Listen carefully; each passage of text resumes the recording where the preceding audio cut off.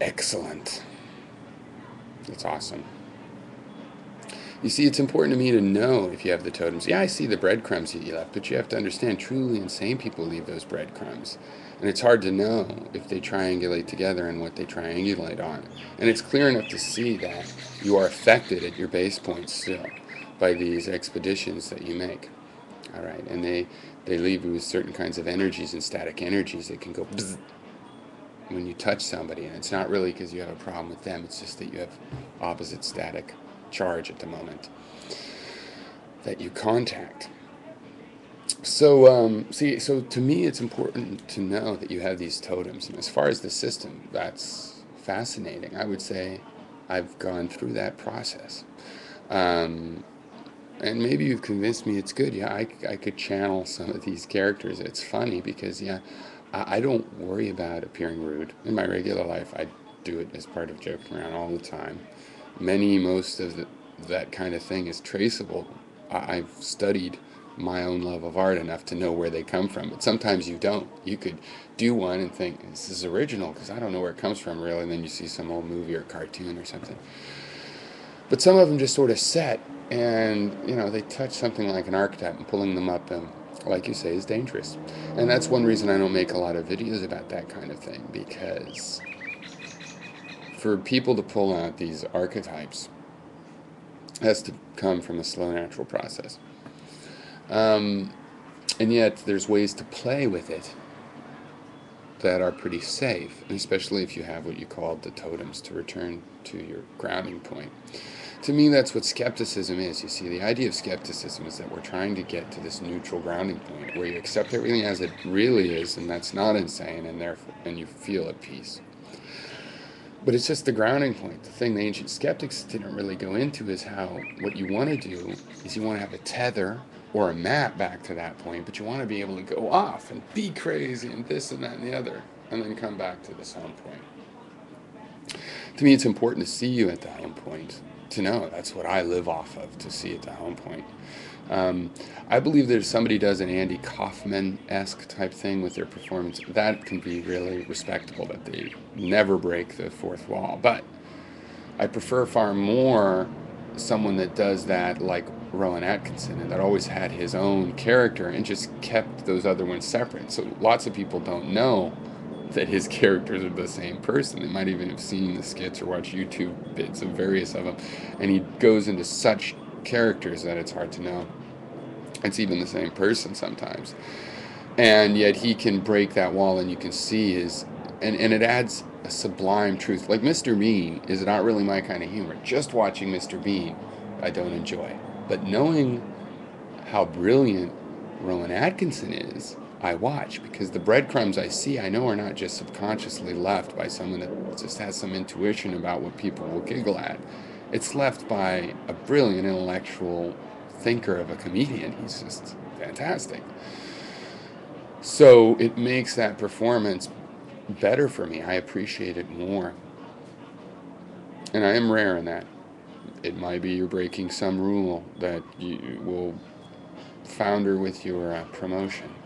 But I hope not, because really I don't comprehend that. I think you can do both. And if you're just very sincere about, for example, insist that you're not the same person. When you come back to base, say, I'm not the Joker, that's just the guy who let use my channel. I mean, whatever. So long as we also know that that's just the front. The front will work. You don't have to say a couple times to people that really care, hey, listen, this is the front. The way the system works is, I keep a separation or that, or, whatever. But you can also say it is me and I'm doing what you're doing. And I think that's really healthy. Expressing modern shamanism like, Jim Morrison had his own sort of crude version of it. Very, I think, beneficial for people to think about those kinds of things. But I like to see the base point myself. That's what I live off of. I live in reference to the base point. Yes, I can see the meaning where you're wandering, but you do it really well. And as you say, it really is you. And so if you spend all your time, I don't know, when you go to dinner, when, does it, let's assume you don't turn it off. You like to have a whole day that way, or a week. But do you have the grounding point? Do you know when? And it is hard to know that, because you have your own judgment. People around you have another. I want to finish with the fact that I actually believe my social political philosophy is entirely designed. My philosophy starts as a philosophy of art, my natural philosophy.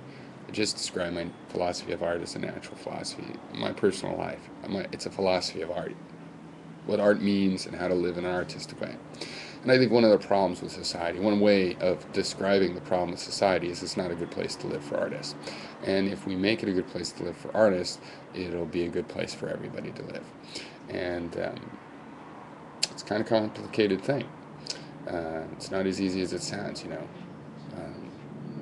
To have a theory of art, you start to judge what is art, and what's better art, what's deeper, what's shallower, what's the purpose of this kind versus that kind. Is there worthless art, or is it all good?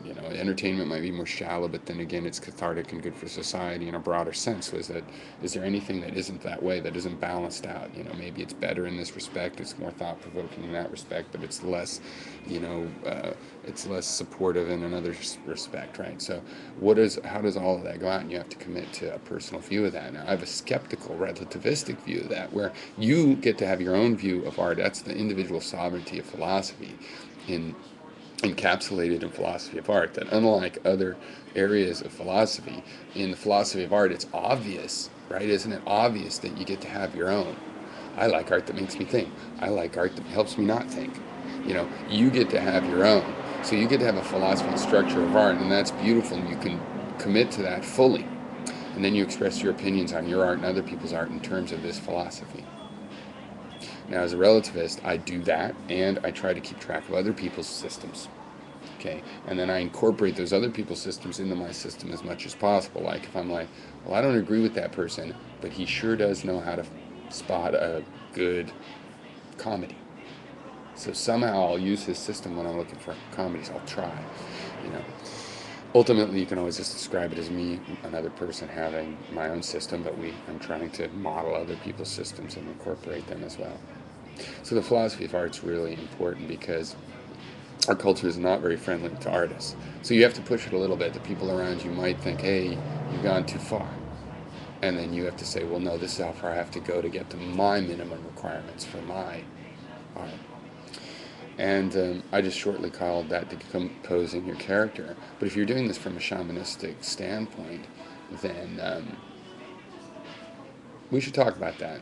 Because I too do that. But I just am a materialist shaman, and I'm not a leader shaman or a magical shaman or any kind of shaman becomes the wrong word.